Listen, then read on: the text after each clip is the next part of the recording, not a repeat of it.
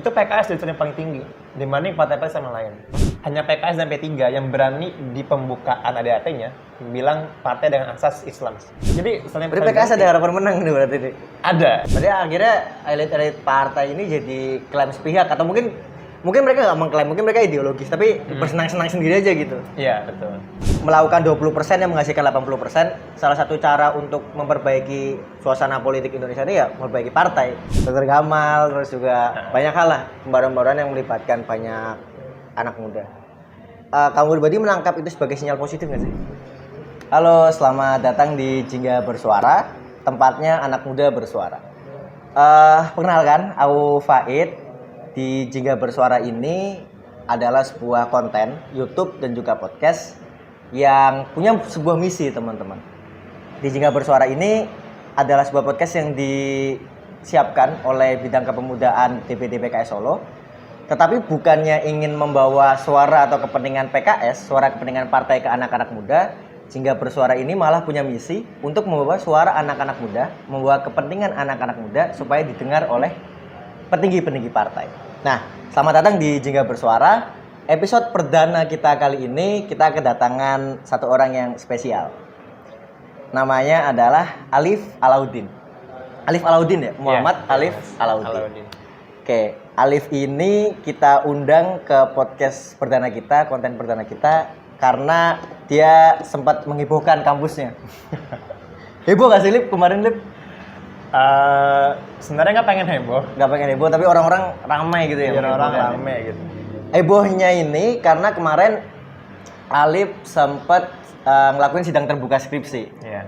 Sidang terbuka skripsi yang skripsinya ini cukup unik karena Alif ngebahas tentang kalau judulnya ideologi politik dan kekuasaan. Ideologi dan kekuasaan yang kontennya ini adalah meneliti dua partai besar. Ya, satu besar, satu nggak terlalu besar lah ya. Ya. Dua partai, satu yaitu PDI Perjuangan dan satunya adalah Partai Keadilan Sejahtera. Nah, ini dari teman-teman PKS sebagai bentuk penasaran apa sih sebenarnya yang dibahas sama Mas Alif karena kemarin kayak seru gitu. Berapa orang yang datang, Lip? 127. 127. Itu online. Online. Mungkin kalau nggak online, kalau offline mungkin ribuan ya gitu. Wah, nggak tahu deh. Nah, ya kita pengen tahu nih ngobrol-ngobrol sama Alif karena kemarin juga udah neliti PKS dan juga PDI Perjuangan. Pasti kan banyak temuan-temuan, banyak hal-hal menarik yang bisa kita dapetin. Apalagi sebagai karena ini bidang kepemudaan juga ya yang ngebawahin, yang memandu. Jadi kita juga pengen lihat kayak menarik juga nih ada anak muda mahasiswa neliti tentang partai di tengah ketidaksukaan atau keapatisan orang-orang dari partai. Gitu. Ngapain sih, Lip? Ngapain sih neliti PKS? Kalau PDI mungkin oke lah, partai besar. Sekarang jadi ruling majority kan. Yes. Tapi PKS ini kan partai tengah, mediocre kan. Iya, suaranya tidak pernah masuk ke dalam sejarah perpolitikan Indonesia membuat perubahan besar gitu kan. Kenapa, Lip, neliti PKS? Jadi sebenarnya skripsi kemarin tuh bukan hanya fokus ke partai ya, Mas, tapi lebih ke calonnya sih. Calonnya kan mungkin kalau secara lebih definitifnya studi kritis orientasi politik. Berarti ke orientasi politik masyarakat Solo. Dalam hal ini kayak aku ngambil dua sampel. Sampelnya partai dalam hal ini PKS sama PDIP, sama calonnya Gibran sama Bagio. Begitu kan. Dua framing ini ya menjadi objek penelitianku kan. Tapi kalau di Poli kan namanya studi penelitian. Nah, kenapa memilih partai ini? Karena lagi-lagi sejarah ya kan. Kalau ngebahas kenapa jadi partai politik ada sejarahnya. Sebenarnya kalau kayak ngebaca contoh penelitiannya ya terbaru nih ya. Kalau teman-teman baca penelitiannya Ettore Aspinall, dia seorang Indonesianis dari INU. Dia bikin penelitian tahun 2018 sama berempat orang. Aspinall sama Burhan Murtadi, belum ya aku lupa namanya. Nah, dia tuh bikin penelitian. Jadi namanya Mapping Indonesian Politics. Jadi dia memetakan 16 partai di Indonesia. Jadi dia mengklasifikasi banyak banget. Nah, ada yang left progresif sama right apa gitu Pak. Nah, yang paling demokratis itu Partai Demokrat. Partai Demokrat. Partai Demokrat menurut dia. Jadi setelah dia kan bikin karena apa tuh? Karena sempat bikin konvensi. Karena sosok SBY? satu dia kan banyak variabel ya. Hmm. Nah, jadi tuh dia survei di semua anggota Dewan DPR di seluruh Indonesia kalau nggak salah. DPRD. Baik banget dong. Dia bikin survei. Lama surveinya, Mas. Dan akhirnya dia mengkonklusikan bahwa partai yang paling demokratis itu Demokrat, yang paling Islamis itu P3. Malah bukan PKS. Malah P3. Apa tuh? Apa sih variabelnya apa tuh? Kok dia ngomong gitu? Banyak ya, aku juga sebenarnya banyak banget, Mas. Nah, tapi mungkin yang paling menonjol dari Demokrat itu kan mungkin itu kan penelitian 3 tahun lalu ya. Masih relevan sebenarnya. Karena Demokrat itu dia branding itu dalam satu nama dia melekat di partai. Jadi Demokrat itu kan Demokrat demokrasi. Itu dia melekat di partai. Terus secara penyaringan anggota legislatif sama kepala daerah, dia lebih mature, lebih dewasa lah iya. dibanding partai-partai lain yang sama Pancasila itu kayak gitu. Oke. Nah, tapi ketika itu jadi P3 itu yang paling Islamis. Nah, tapi yang paling menarik adalah PKS ini muncul di nomor 2 terus. Jadi baik dari demokratis maupun Islamis. Dan apalagi ketika masuk ke tataran Islamis, dia nomor 2 PKS ini. Nah, tapi ketika dalam hal mempraktekkan keislamannya, itu PKS jadi yang paling tinggi dibanding partai-partai sama lain. Terlebih kalau ngebaca ya Mas, ada ART partai lawan Islamisme kayak PKS, P3, PKB, PAN. Hanya PKS dan P3 yang berani di pembukaan ADAT-nya bilang partai dengan asas Islam. Yang lain enggak? Lebihnya itu dicampur. Islam nasionalis, Islam ini. Oke. Hanya 2 ini yang berani secara eksplisit, nggak pakai tambah-tambahan, Islam konkret titik gitu. Nah, jadi kayak kayak masih ada nih ideologi dalam PKS yang melekat di partai itu gitu. Makanya aku kayak ngambil PKS dari sampel. Dan secara secara kuantitas kursi ya nomor 2 kan setelah PDIP. Nomor 2. Menarik ya. Aku baru tahu tuh ada penelitian yang membuat peta politik gitu. Di Indonesia. Dan ada Demokrat yang paling, padahal ya pakai nama demokrasi kan ada 2, Partai Demokrasi Indonesia Perjuangan kan juga Demokrat. Tapi itu malah kita bahas Demokrat ya. Aku penasaran soalnya. Tapi itu sebelum Pak AHY jadi ketua umum berarti. Iya. Bahkan sebelum setelah Pilgub Jakarta. Oh, setelah Pilgub Jakarta. Maksudnya kalau sesudah itu kan mungkin ada variabel-variabel lain kan tentang demokrasi yang dia masuk. Oke. Jadi itu alasan kenapa kamu ngambil PKS sebagai salah satu sampel. Iya, jadi pembanding. Kan lagi-lagi sejarah sih Mas. Kan Solo kan kalau baca bukunya, ada bukunya lagi nih. Solo ini kan kota radikalisnya. Iya. Cepat pergerakan politiknya. Ada buku judulnya Runtuhnya Kekuasaan Keraton Alit. Tahu nggak bukunya? Jadi kayak dia itu buku tahun 70-an nggak salah. Itu buku kayak itu Solo. Intinya adalah Solo ini setelah pasca runtuhnya Keraton Solo, yang awalnya kan kita kan kayak Jogja ya. Jogja kan jadi gubernur jadi keraton juga ya. Terus dibentuk pemerintah kota. Nah, setelah demolish of power itu, Solo ini dipercaya sebagai kota yang paling radikalis, movementnya tercepat di Indonesia. Jadi dia paling sumbu pendek. Nah, baik kanan maupun kiri. Kiri. Oke. Apa buktinya? Satu, SDI kan di Solo. Iya. Sama Nudi kan. Nudi. Kemudian pecah SI merah, SI putih, SI merah ini kan dari Semaun, kemudian mendukungnya Semarang, Heng Snefret itu ya, PKI kan. Nah, akhirnya Solo ini juga menjadi kota setelah SDI muncul Islam banget di Solo, kan jadi komunis nih. Muncul Haji Misbah. Oh, yang itu orang Solo juga. Orang Solo, dia kan perempuan PKI Solo kan. Nah, yang menarik dari Haji Misbah ini, dia menyebarkan komunisme tapi dengan embel-embel dari Islam. Makanya terkenal sebagai Haji Merah. Nah, akhirnya dari Islamisme ke komunisme Solo sekarang balik lagi kan. Jadi punya kayak ada tarik ulur ideologi di Solo ini. Jadi itu sindikat apa? Bahkan ini ya, aku kalau ngeliat dari skripsimu tadi Masyumi sempat berapa kali menang ya? Iya. Itu menarik ya. Jadi kayak PNI, Masyumi, PKI jadi selain PKS ada harapan menang nih berarti ini. Ada. Ya ada apa sih namanya? Ada alasan sejarah untuk menang berarti ya. Wah, menarik. Aku kira Solo merah banget gitu. Jadi semuanya nggak pernah tuh ada kesempatan buat Masyumi mungkin atau partai-partai Islam buat megang. Baru kali ini di sini. Solo ini baru merah ini selama 20 tahun ini, Mas. 95-2000 tuh hijau dari Islam, partai Islam. P3 menang.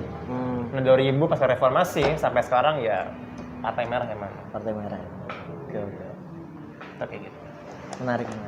Ngomongin soal skripsimu.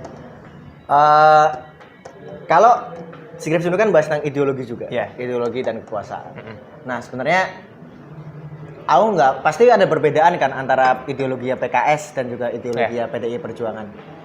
Tapi dalam hal mempraktikkan ideologinya atau mungkin juga menjaga ideologinya atau melakukan aktivitas ideologis, apa sih temuanmu di dua partai ini? Sebenarnya kalau ngomong ideologi dari akar dulu Mas ya. Nah, sebenarnya yang mempopulerkan istilah ideologi pertama kali di ilmu sosial, yang nggak pertama kali sih kayak jadi booming itu Karl Marx sebenarnya. Karl Marx. Dia tuh kata Karl Marx, ideologi adalah production of ideas, production of conceptions, and production of consciousness. Itu kuat banget, memproduksi ide, konsepsi dan kesadaran.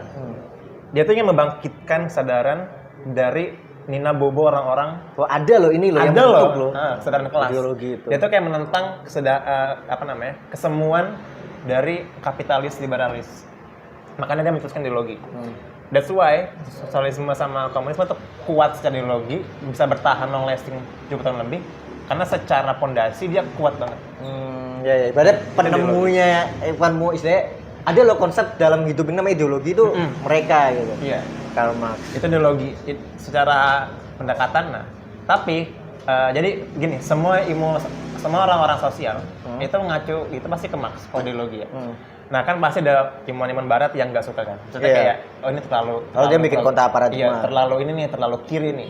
Nah makanya kayak Anderson, kayak Eagleton dia juga kutip skripsiku, dia dosen di di Inggris di Leicester University. Dia melembutkan definisi ideologi dari Marx. Karena masakan ideologi dia kan production of ideas, dia production of value. Sign, value, and meanings. Nah, itu ada semiotikanya. Iya, dilembutkan karena agar nggak terlalu progresif. Karena Inggris dan apalagi si Anderson, dia orang Tory apa selain dia juga seorang ilmuwan, dia juga seorang pebisnis. Oh, jadi mengancam gitu ya? Dia punya toko buku. Jadi dia kayak punya penerbit untuk buku-buku. Makanya dia nggak terlalu seberani Marx yang nggak punya kepentingan apapun. Oke. Nah jadi dia melembutkan definisi ideologi dari Marx. Nah itu yang cikal bakal ideologi. Nah mungkin kalau di Indonesia ya mungkin bisa ngacu ke Prof. Budiarjo yang kita sebagai Buya Tiawan Nabir itu. Ideologi itu secara bahasanya dia adalah cara untuk menjalankan negara. Jadi lebih praktikal. Lebih praktikal. Itu kalau kata Prof. Budiarjo, almarhumah sorry. Oke. Gitu. Nah, dalam konteks PDI PKS, sebenarnya ini menarik sih kalau baca penelitiannya Prof. Firman Nur ya. Maaf ya kalau aku sering ngetik-ngetik ya. Aku tuh belum bisa belum mampu sampai pada taraf untuk bisa menyampaikan pendapat. Dikutip oleh orang-orang gitu ya. Iya, belum pada taraf itu. Nah, Prof. Firman Nur, beliau profesor di sekarang kampus LIPI, bidang politik. Penelitian dia ngomong kayak gini. Pasca reformasi, partai politik Indonesia itu udah nggak pakai ideologi lagi, pragmatis. Jadi baik partai berhaluan ideologi itu Pancasila, nasionalisme ataupun Islamisme atau agamis ya, itu tuh udah nggak ada semenjak reformasi, hilang semua. Karena udah electoral vote semua, bukan lagi tentang ideologi. Coba kalau kita back ke 65, 45 kan pertentangannya sangat ideologi banget kan antara PNI, nasionalisme PKI kan sangat kental. Pasca itu udah nggak ada. Apalagi kalau ditambah sebenarnya lebih cepat sih kalau kata dosenku ya. Malah pasca Orde Lama tuh udah nggak ada ideologi. Itu pengaruh depolitisasi Orde Baru nggak sih? Iya betul. Jadi setelah banyaknya partai kan jadi Orde Baru kan 3 partai doang ya. Ditambah lagi Orde Baru tuh dia kayak menantangi kayak Washington Bills. Gitu kan udah nggak lagi tuh menjunjung Pancasila lalala kan. Sebenarnya udah nggak ada ideologi. Tapi karena apa yang mencoba menguji kembali apakah itu benar, apakah itu benar dan masih hidup ideologi Solo. Jadi Alim ini bertentangan dengan para profesor ini gitu ya. Kamu menguji profesor. Padahal siapa saya ya. Nggak pantas aku menguji-nguji. Ya lalu gimana tuh? Ketika kamu menguji kembali. Jawabannya benar. Udah nggak ada. Gini, temuanku ya. Jadi kan aku kan wawancara, aku pakai jadi gini. Studi gini aku pakai 2 pendekatan. Pertama, kalau di ilmu sosial ya, ada 3 pendekatan. pendekatan interpretatif kualitatif, pendekatan positifis, kok jadi kuliah ya? sama pendekatan sama pendekatan kritis. Nah, aku pakai dua pendekatan interpretatif sama pendekatan kritis. Nah, studiku yang pakai pendekatan kualitatif, interpretatif ya. Aku tuh membagi informan jadi 3 orang. Elit politik, kemudian masyarakat biasa, elit politik, simpatisan sama orang-orang biasa. Nah, ketika aku wawancara sama elit politik dan orang-orang simpatisan, dia bilang ideologi itu penting buat partai untuk mengejawantahkan kebijakan sesuai arahan partai. Tapi kita cross check ke masyarakat, mereka udah apatis, udah apolitis sama ideologi. Yang penting bisa mengakomodasi kepentingan mereka dan kesejahteraan rakyat. Mereka tuh nggak peduli ideologi. Mau kamu Pancasila, mau kamu Islamisme, selagi kamu bisa ini, oke. Berarti akhirnya elit-elit partai ini jadi klaim sepihak, atau mungkin mereka nggak mengklaim, mungkin mereka ideologis, tapi bersenang-senang sendiri aja gitu. Iya, betul. Jadi, ya ntar dan track kita ngomong lagi, lebih panjang sebenarnya. Oke. Jadi temuannya ternyata walaupun para elit partai ini masih menganggap ideologi itu penting, tapi di voter atau di masyarakat, iya betul, nggak jadi pengaruh. Apalagi di grassroots ya, udah nggak perlu ideologi, itu kayak gitu. Oke. Lalu dari skripsimu ini apa sih temuan yang menurutmu jadi apa ya, semacam cambuk lah untuk partai, untuk elit mungkin yang hari ini lagi ngatur memimpin partai, sehingga kok kayaknya banyak hal yang mereka anggap penting ternyata nggak penting bagi masyarakat dan segala macam ya tentang hal itu. Terus saya bingung ya, saya kan untuk merosting partai, baik itu PKS ataupun PDIP. Jangan, PDI jangan, nanti kita kena jadi masalah. Salah satu poin yang titik kritisku untuk partai politik adalah satu, ada penyalahgunaan ideologi. Jadi gimana tuh penyalahgunaan ini? Jadi ada dalam sebabku aku menulis ideological manipulation through political interest. Jadi manipulasi ideologi melalui kepentingan politik. Jadi ideologi ini nih itu menjadi hak intelektual partai.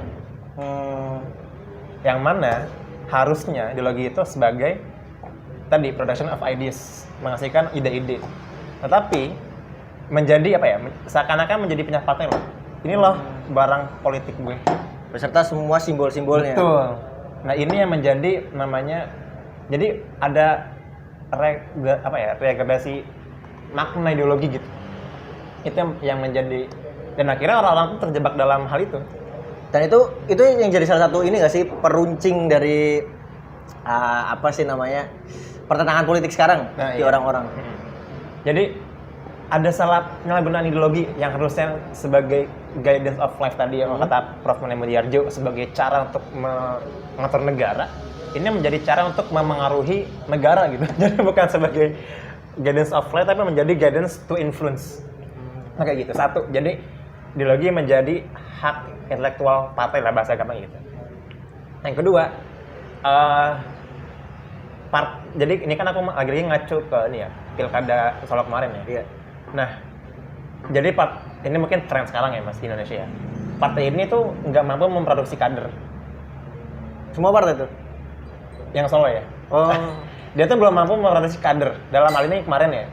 Rasanya kan kalau pemimpin itu kan kaderisasi politik untuk jadi pejabat publik. Pejabat publik gitu ya. Oke. Maksudnya kan kalau pengen jadi orang publik itu kan mesti berangkat dari pengalaman yang basah gitu. Pengalaman yang basah, dia datang dari emang sebagai sosok dididik untuk menjadi seseorang tokoh politik, tokoh publik gitu loh. Tapi ini kayak seakan-akan mature, kayak unmature gitu ya, nggak matang. Lagi-lagi pragmatis, semakin menekankan dan mengonfirmasi penelitiannya dari orang sebelumnya. Oke. Yang harusnya itu politik sebagai arena tarung, tapi selagi kamu punya uang, selagi kamu punya modal sosial lah, let's say, ya maju aja. Itu kayak gitu. Iya, menarik. Bahkan PKS sendiri juga nggak ngeluarin orang kan? Iya. Dan mungkin ketikku buat aduh ini boleh nggak sih? Iya, nggak apa-apa, santai. Mungkin PKS ini ya, dalam hal ini, dalam yang aku temuin di penelitianku, nggak terlalu banyak ini ya, nggak terlalu banyak aku mention karena apa yang aku dapatkan karena kayak Gak banyak yang kamu dapat. nggak aku dapatkan Oke. dan nggak banyak yang aku kritik karena sedikit yang aku temui dalam hal ini ya dalam apapun lah. Tapi yang aku apa yang aku coba untuk coba mengkritisi PKS ini kayak mungkin masih banyak belajar lagi ya dalam hal strategi politik. Kenapa tuh? Kenapa Apalagi secara partai ya, apalagi secara partai kan lembaga politik nih. Harusnya manuver lebih cantik. Gimana tuh? Yang cantik tuh gimana tuh? Maksudnya dalam artian dalam mungkin ini wawancara aku ke beberapa petinggi PKS ya. Iya. Bahkan pernah mention kayak untuk persiapan pilkada pun agak minim. Harusnya kalau disikapi secara matang, secara serius, pilkada loh, kontestasi 5 tahun sekali loh. Ya, mbok serius gitu loh kalau ada pilkada. Satu, jadi disikapi serius dan banyak ya sedia plan A, plan B, plan C. Yang kedua, PKS ini harusnya bisa bertransformasi menyesuaikan dengan kultur. Nah, yang menariknya adalah ini kok ngomong terus? Nggak apa-apa. Situ narasumber, Pak. Saya host, terus saya ngomong terus. Kalau teman-teman ada nih penelitian dari Ben Anderson. Dia profesor emeritus di Cornell University, di Ivy League-nya di US, di Tacha University di Amerika. Dia bikin buku namanya Language and Power. Bahasa dan kekuasaan. Dia membandingkan antara makna kekuasaan orang Jawa dan makna kekuasaan orang-orang Barat. Di Indonesia tuh? Di Indonesia. Nah, kata Anderson, ini di bab pertama ya, di chapter pertama ya. Kan ada 6 chapter masalah buku. Nah, di yang pertama itu dia secara kontras kayak mendefinisikan kekuasaan dari orang Jawa itu beda banget sama dari orang-orang Eropa. Apa Satu, tuh dia? kekuasaan itu bersifat bersifat konkret. Wujud nyata. Dia menempati suatu hal. Contoh keris, batu, Iya. pohon. Jadi simbolik banget gitu ya? Simbolik orang Jawa. Jadi kayak masih ada barang gitu. Nah, orang-orang Barat itu abstrak. Power is abstrak. Jadi nggak dalam bentuk tempat. Satu. Kedua, kalau orang Jawa nih, kekuasaan itu bersifat homogen. Satu sumber. Ada di tangan satu orang atau satu familia. Lalu dibagi. Dan tidak dibagi, tapi apa ya? Dibagi tapi hanya untuk orang-orang mereka aja. Oke. Kerajaan-kerajaan kayak gitu. Feodal banget ada ya? Bener. Nah, kalau orang-orang Barat nggak kayak gitu. Power heterogen, kalau kata Anderson. Makanya demokrasi. Ada kayak gitu. Yang ketiga, orang Jawa itu power itu tidak tidak menanyakan hal-hal legitimate. Ya dalam hal ini kayak nggak mempertentangkan nilai gitu. Jadi patuh nggak patuh. Jadi harus patuh gitu kalau orang Jawa. Nah, di kota Solo ini itu kental banget intuisi itu. Intuisi Jawa itu. Jawa itu. Makanya dalam sesiku aku kayak mengkritisi pemimpin simbolik namanya. jadi kalau itu aku definisikan sebagai pemimpin simbolik. Jadi seperti simbol. Karena orang-orang Jawa tuh suka hal yang simbolik. Karena tadi kata Anderson, apalagi ya tau lah ya siapa sekarang pemilik kekuasaan nasional kan ada di tangan Pak Jokowi. Orang-orang Jawa itu akan kedetek ke sana. Oke. Paham ya, sebenarnya kemana ya? Arahnya ya? Iya, apa. Kayak gitu. Nah, mungkin PKS dalam hal ini partai middle yang kalau penelitian itu ramainya di urban spot ya, kayak di kota-kota besar kayak, dan belum bisa menyentuh rural area. Nah, mungkin PKS ini nggak main simbol. Dia nggak main simbol PKS. Dan secara produksi kader dia lebih bagus karena dia tidak mengutamakan simbol dalam kepartaian. Nah, tapi implikasi negatifnya tadi harus struggling terus setiap 5 tahun sekali. Dan mungkin ya adalah sosok satu gitu yang bisa ditunjukkan. Karena Jawa ini perlu sosok, bukan perlu orang bagus, perlu sosok. Perlu baliho mungkin deh. Iya, perlu baliho. Ada kayak gitu. Iya. Oh, baru tahu itu ada macam seperti itu ya. Itu juga sering dapat obrolan. Nggak ada penjelasan Pak Jokowi itu kenapa bisa menjadi presiden selain karena beliau karismatik. Ketika jadikan simbol punya karisma gitu yang besar untuk mengalahkan bahkan mungkin sosok seperti Pak Prabowo gitu. Yang dia udah membangun track record lama tapi karena karismanya ini bisa jadi menang. Ini berlaku banget ya ternyata ya. Sedangkan PKS nggak menempuh atau mungkin memang belum bisa menempuh ke arah sana karena belum bisa menjadi simbol nasional. Kalau aku tanya sama anak-anak yang lain gitu, anak-anak muda yang memang nggak banyak terlibat di politik atau bahkan nggak meneliti politik, terus mereka aku tanyain tentang harapan mereka di politik, pasti akan minim harapannya karena mereka nggak terlibat langsung atau nggak meneliti langsung. Nah, kalau aku tanya sama seorang Alif nih, seorang Alif yang meneliti partai, kayak tertarik banget dengan urusan politik dan punya banyak referensi terkait itu. Ya. Anak muda kayak kita nih, ini belak-belakan aja, masih bisa nggak sih berharap sama partai? Bisa. Untuk memberi perubahan? Bisa, karena saluran politik itu yang paling yang paling straightforward itu partai. Jadi partai ini kan ada fungsinya ya, fungsi lalalala. Nah, fungsi partai itu satu dia bisa membuat perubahan gitu kan, Mas. Nah, anak muda sebenarnya ada studi sih yang bilang anak muda itu banyak mah yang bilang anak muda itu kayak udah apolitis sama partai, udah nggak berharap sama partai. Makanya banyak gerakan-gerakan sosial, civil society, kayak gerakan-gerakan yang itu ekstra parlementer untuk menjadi alternatif gerakan politik selain partai politik. Karena melihat ambiguitas dan pragmatisnya partai sekarang. Iya nggak sih? Sebenarnya ini residu reformasi ya. Residu rumah sih. Karena ya kita kan baru 2 tahun reformasi nih. Masih muda lah ya kita berpolitik lah ya negara ini ya. Iya, maksudnya kayak lagi hingar-bingarnya kebebasan gitu kan. Mungkin elit kita tuh kayak masih merasakan kebebasan yang terbelenggu selama ini. Jadi makanya kayak ada praktek-praktek penyimpangan dalam demokrasi ya. Mungkin setelah generasi kita nih, kalau angkatan generasi Z gitu naik nanti, mungkin akan berbeda. Nah, anak muda itu sebenarnya baik aja pertanyaannya. Kalau untuk masalah berharap sama partai, ada harapan buat partai. Maksudnya kita boleh mengharapkan ke partai karena saluran yang paling cepat itu partai. Untuk bisa membisikkan kekuasaan. Itu kalau gitu sih. Jadi ya apalagi coba ya. Iya, selama sistem politik masih seperti ini ya. Iya. Mungkin kalau tiba-tiba kita jadi kerajaan beda lagi gitu. Beda lagi. Anda jadi penasehat raja. Iya, mamasih bisa berharap.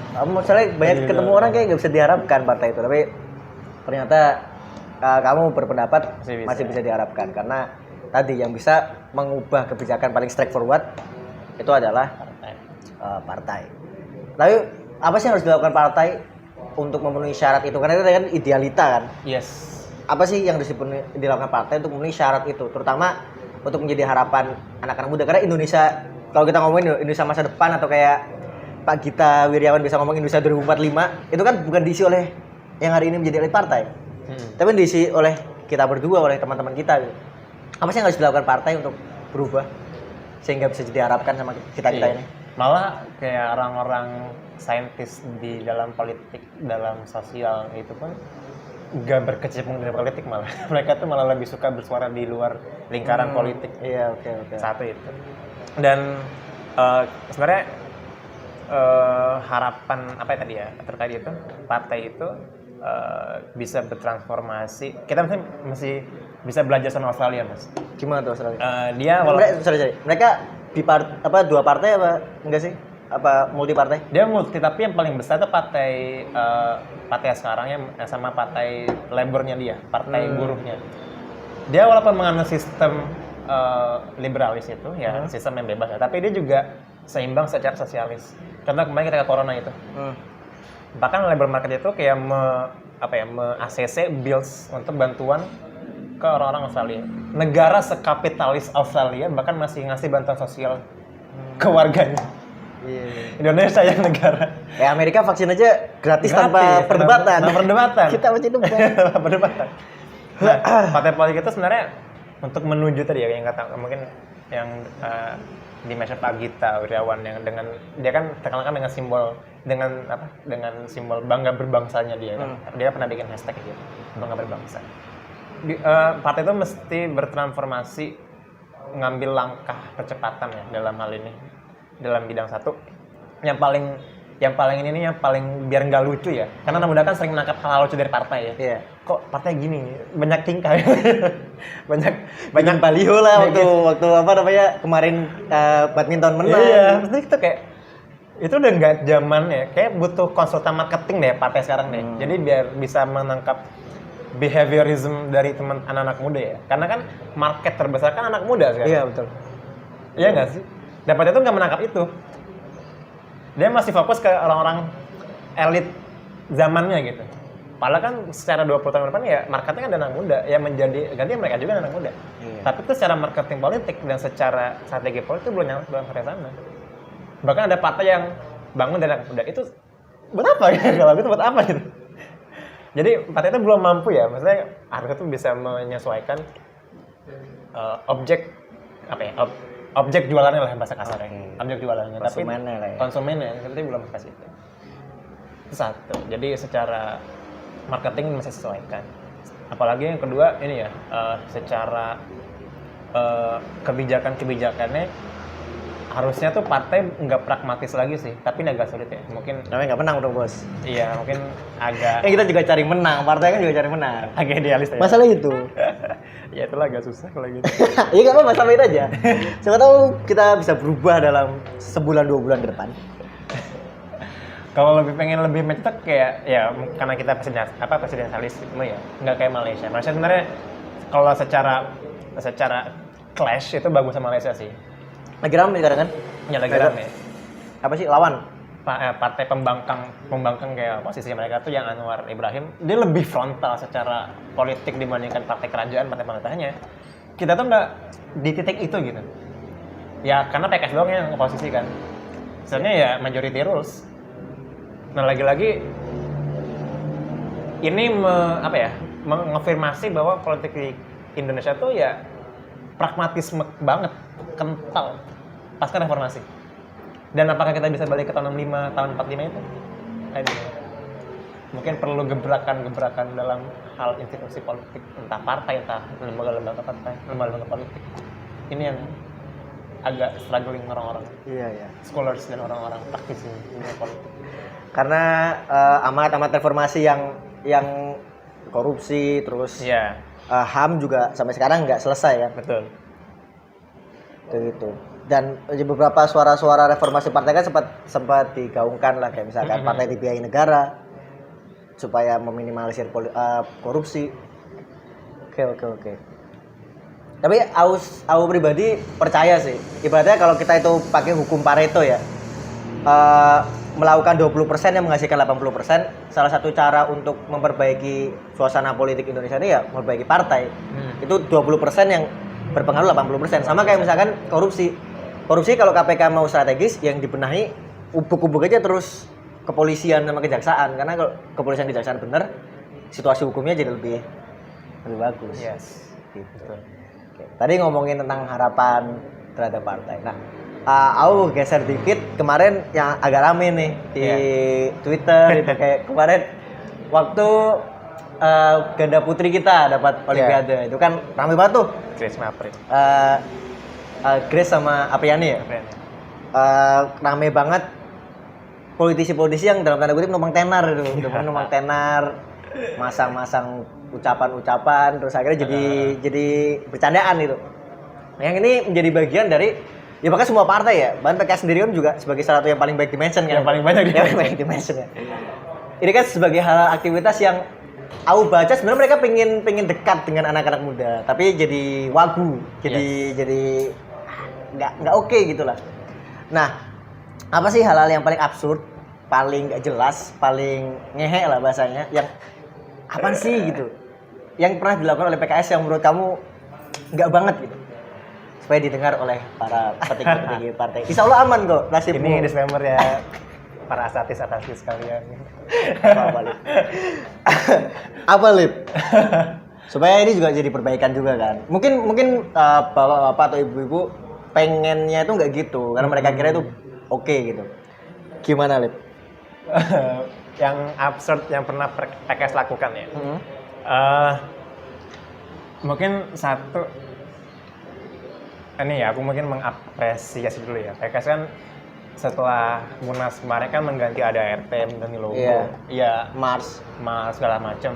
Yang banyak di-mention itu dari kanan ke tengah, jadi mulai ke tengah.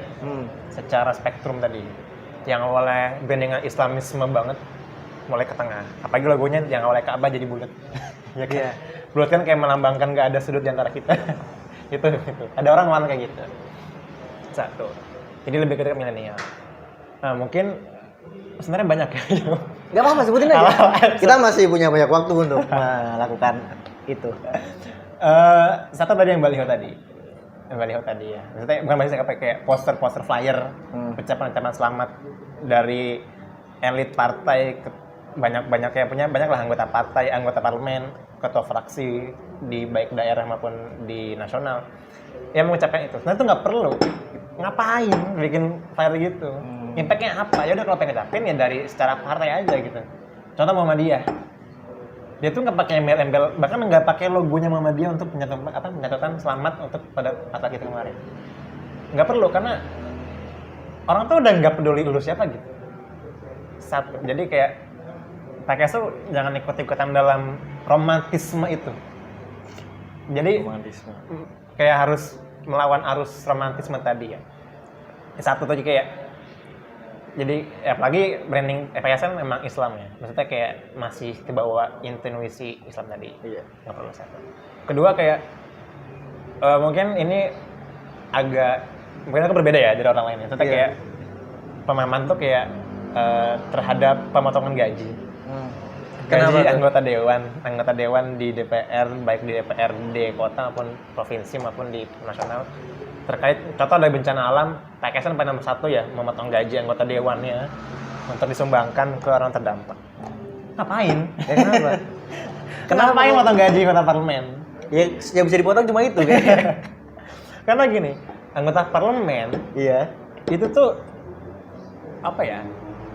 Kalau ingin membantu secara langsung ke masyarakat itu nggak perlu secara individu melakukan melakukan paham. sumbangsi kepada masyarakat. Lu tuh pejabat publik gitu lah. Dan legislasi fungsinya. Iya. Kalau pengen potong gaji ya orang-orang juga bisa, karyawan petinggi komisaris di daerah. Iya. Dan nggak impactnya nggak sekelas dengan jabatan yang dia betul. pegang. Lu tuh punya kekuasaan. Kalau hanya sebagai motong gaji, ya semua orang bisa gitu potong gaji buat orang-orang. Kayaknya lebih gede orang-orang lain dibanding partai politiknya kalau potong gaji. Yeah. Nah harusnya PKS Gak apa-apa, aspirasi. Kalau ingin benar-benar ngebantu impact untuk bisa membantu orang-orang yang terkena bencana COVID ini ya. Dan mungkin di nasional ya, di DPR RI. Ya bikin aja tekan peraturan atau enggak bikin kayak semacam kayak basic politik di belakang panggung lah dengan partai-partai lain, kita fraksi untuk kita mau nggak sepakat masing-masing partai kita kayak menyumbangkan dari kantong fraksi, bukan kantong individu ya, kantong fraksi sekian persen untuk korban bencana. Nanti dibantu oleh badan urusan rumah tangga DPR RI, diakomodasikan situ. Itu kan lebih konkret ya, maksudnya kayak lebih terasa gitu, secara pejabat publiknya ada gitu. Iya. Jadi secara moral bagus dan secara fungsi sebagai dia public figure itu ada gitu. Dan itu nggak perlu digembar-gemborkan. Ya kan kalau nggak digemborkan nggak dapat nilai suara. Iya benar. Kan itu, cara mainnya gitu nih. Iya benar. Itu kedua ya, PKS itu ya sebenarnya bagus sih secara tujuh bagus ya motong gaji ya. Tapi ya ada cara-cara elit lain yang bisa dipakai. Ada tentang potong gaji ya, kedua. Terus ketiga, aku kira malah potong gaji sesuatu yang dimakan banget. Mana atas ketidakserekanmu agak ternyata gitu tuh. Lain. itu cara kuno sebenarnya kalau kata bilang. Apa potong gaji? Kuno sekali ya. Nah yang ketiga mungkin yang PKS harus propose dia di jenjang kaderisasi ya. Karena di antara partai-partai lain ini mungkin di kursi nasional ya, kader yang jarang ganti, maksudnya dalam hal ini rekaderisasi partai untuk anggota dewan tuh masih sulit. Merit sistemnya kurang gitu. Betul. Meritokrasi di PKS itu berdasarkan, ya nggak tahu sih ya, mungkin masih lebih paham ya terkait sisi partai politik PKS ya. Iya. Mungkin lebih mengutamakan mengutamakan. Tahu bakso. Kau tahu bakso? Oh, berbekas. Ayo. Oke, mengutamakan senioritas kebanyakan di PKS.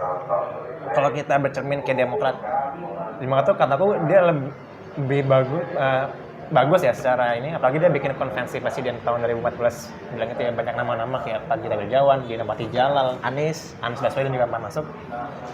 Dia mirip sistem Amerika gitu loh. Jadi kayak Iya, iya. menjaring orang-orang yang pengen maju dari partainya silahkan. Jadi muncul kayak kompetisi orang itu kayak dapat saluran ke PKS gitu. Harusnya kayak gitu.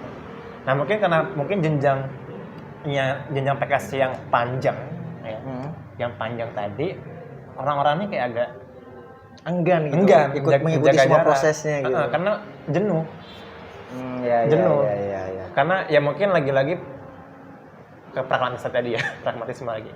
Ya mungkin tadi ya mungkin PKS lebih paham atau lebih pengen kader yang berkualitas. Akhirnya dia bikin jenjang yang sepanjang itu. Nah, akhirnya itu juga mencegah seorang yang punya bakat politik atau memang pure politisi murni yang ingin masuk gitu loh, ingin berjuang gitu. Ya. Akhirnya terhambat gara-gara proses kaderisasi yang panjang. Oke. Menarik. Kalau PKS hari ini yang sudah beralih rupa, kita branding baru dan juga memasukkan mungkin ya untuk menjawab beberapa hal terkait merit system, Ya. bidang kepemudaan sekarang tokohnya baru, Waduh. Dr. Gamal bukan saya. Nasional. Keren nih, Saya bukan tokoh. Dr. Gamal, terus juga banyak hal lah, pembaruan-pembaruan yang melibatkan banyak anak muda. Kamu pribadi menangkap itu sebagai sinyal positif nggak sih? Positif. Sinyal positif. Karena PKS mulai menyadari kekurangannya. Selama ini sebagai partai reformasi ya. Iya, kalau PAN kan sekarang mulai jubir anak muda kan? Iya benar. Dan PAN tuh punya think tank dia. Apa sih namanya? Amanat Institute. Kantornya di Sudirman lah, nggak tahu. Pernah juga nih ya? Nah, Kamu terlibat dengan banyak kehidupan perpartaian ya? Demokrat tadi tahu banget, sekarang PAN, PDI. Iya. bagus PKS secara mulai mereformasi secara kecil-kecilan di tubuhnya internal. Tapi lagi-lagi jangan terjebak pola ya, jangan terjebak pola yang aku sebut romantisme semu tadi. Yang disangka bagus, yang disangka ini benar, tapi secara orang-orang yang outlier, outgroup, lo tuh ngapain buat itu? Nah, mungkin PKS butuh banyak masukan nih dari orang-orang selain entitasnya dia. Dari panjenengan lah ya. Dari entitasnya dia. Yang bisa ngasih masukan. PKS sih nggak perlu loh gini. Karena Anda sebagai partai politik itu mesti melakukan beyond that process. Ya. Sebenarnya Pak Gamal bagus sih maksudnya. Bagus. Mau bikin katanya PKS kali kayak udah mulai Waduh. oke nih sama Pak Gamal. Seenggaknya gara-gara Pak Gamalnya lah, Dr. Gamal. Oke. Terakhir Lip, Iya. untuk menyudahi perbincangan kita pada pagi hari ini ya. Ini Iya. kita pagi-pagi. Oh ya, ini kita lagi nongkrong di Arsa. Di Arsa guys. Tempatnya enak di belakang UNS. Datang ya. Tapi bukan punya PKS, jadi nggak mau datang gara-gara pernah dipakai PKS ya. Apa sih pesan terakhirmu? Kalau tadi semuanya berkaitan tentang PKS ya. Apa sih pesan terakhirmu untuk teman-teman kita nih, anak-anak muda yang mungkin apatis sama partai, mungkin juga tidak melihat politik sebagai jalan yang oke untuk melakukan perubahan. Apa sih pesanmu untuk teman-teman kita lah semuanya tentang partai, tentang politik, atau tentang Indonesia ke depan? Ya. Pesanku ya, biasa ngechat saya. Mungkin gini, anak-anak muda tuh emang apolitis ya, dalam arti nggak terlalu, ya bukan yang nggak sebagian besar ya, ada beberapa yang dia lebih tidak concern ke politik, emang karena bukan ranahnya dia gitu, dan buat apa gitu politik, kayak karena framingnya adalah diisi orang tua semua yang nggak behave sama mereka, yang nggak satu behavior atau satu perilaku dengan mereka. Lagi-lagi ini asumsi sih dari mereka gitu. Nah, mungkin anak muda sekarang ya, angkatan kita, angkatan ya reformasi lah gitu. Angkatan corona lah. Angkatan corona lah. Angkatan daring ya. Itu mungkin harapannya nggak sukanya lu semua ke sistem politik Indonesia. Ada loh masa pada saatnya itu akan akan dibalikkan menjadi baik gitu. Dan kita tuh masih siap menyambut hal itu gitu. Itu kan kayak hukum alam ya. Kalau bahasa TK-nya sunatullah ya. Iya. Bahasa Arab itu. Bahasa Asik. Bahasa Arab. Sunatullah ya. Nah, untuk menyambut itu tuh ya jangan menjaga jarak dari hal itu gitu. Jadi kayak dalam hal apapun yang minimal kayak mengikuti lah kondisi-kondisinya. Syukur-syukur kayak ikut andil kayak ya ngikutin agenda-agenda atau mungkin dalam jarak jauh kayak ngelihat ngepantau gitu it's okay. Itu saja. Jadi jangan menjaga jarak dari politik karena lu sejahtera ke depannya apa enggak kan dari kebijakan bro. Kebijakan kan dari ruling majority party, dari who is control the power. Nah kalau secara kita nggak bisa mengembark atau bisa mengelevate orang-orang terbaik menurut kita ke sana, ya itu nggak bakal terjadi. Lo nge-track apapun, sekencang apapun ya nggak bakal didengar.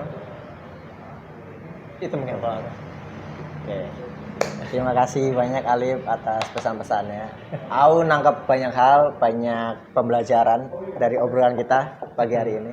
Mulai dari tadi ya, ternyata ideologi dan partai dan para pemilih ini nggak connect, nggak saling tersambung. Lalu juga tadi tentang hal-hal ngehe yang dilakukan oleh Partai Keadilan Sejahtera dan juga tadi harapannya atau pesan untuk teman-teman semua.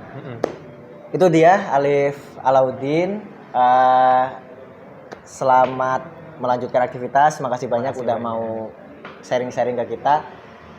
Mudah-mudahan ini didengar nggak cuma ke teman-teman tapi juga ke partai, nggak cuma PKS bahkan ke partai-partai lain karena harapannya ini ditonton oleh semua pihak lah sehingga nggak cuma PKS yang berbenah tapi semua partai juga berbenah kan ngapain juga kita berbenah sendirian kan nggak bakal bisa ada teman main dengan yang muda. Terus selamat melanjutkan aktivitas, sukses untuk studinya sekarang masih short course ya di Leiden University kayak Hatta ya atau jurusan Leiden tapi dia nggak short course dia nggak online ya dia nggak online dia di sana langsung. Oke, terima kasih Alif, sehat-sehat selalu, semoga sukses dan amin. Ke depan kita bisa ketemu di kesempatan yang lebih sukses. Mungkin kamu sudah menjadi akademisi publik mungkin atau mungkin juga gabung ke PKS. Oke, Alif, terima kasih. Thank you, Mas. Itu teman-teman konten kita Jingga Bersuara untuk episode perdana ini. Tonton terus dan juga jangan lupa like, subscribe dan juga komen. Kalau misalkan teman-teman ada request mau ngajak ngobrol siapa, Jingga Bersuara ini ngajak ngobrol siapa, silakan ditulis di kolom komentar. Terima kasih, selamat pagi, selamat siang, selamat sore. Assalamualaikum warahmatullahi wabarakatuh. Terima kasih banyak. Waalaikumsalam.